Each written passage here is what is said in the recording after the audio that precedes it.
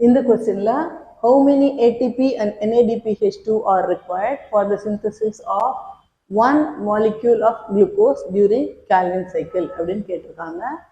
நமக்கு ஒரு 4 option 12 ATP and 16 NADPH2, 18 ATP and 16 NADPH2, 12 ATP and 12 NADPH2, 18 ATP and 12 NADPH2 அப்படின்னு 4 option இருக்கு. இதை எக்ஸ்பிளைன் பண்றதுக்கு முன்னாடி கேல்வின் சைக்கிள் ஒரு ஈக்குவேஷனா பார்த்துடலாம். Calvin cycle மூணு molecule of carbon dioxide with the help of 6 NADPH2 and 5 water molecules and 9 ATP molecules இதெல்லாம் வச்சு அது glyceraldehyde 3 phosphate மாறும். இது வந்து 3 கார்பன். ஸோ நமக்கு வேண்டியது 6 கார்பன். ஸோ கேல்வின் வந்து 2 சைக்கிள் போனால் தான் நமக்கு ஒரு மாலிக்யூல் ஆஃப் குளுக்கோஸ் கிடைக்கும். ஸோ நம்ம என்ன பண்ணணும், இந்த இதை இன்ட்டு 2 போட்டு நமக்கு கிடைச்சிரும்.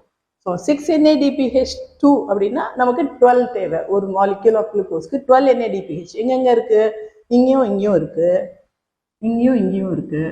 அப்போ எத்தனை ஏடிபி வேணும், 9 ATP இருக்கு. அப்போ டபுள் பண்ணால் இன்ட்டு 2 பண்ணால் 18 ATP வேணும்.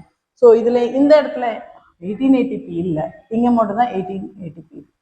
ஸோ இதுதான் கரெக்டான ஆன்சர்.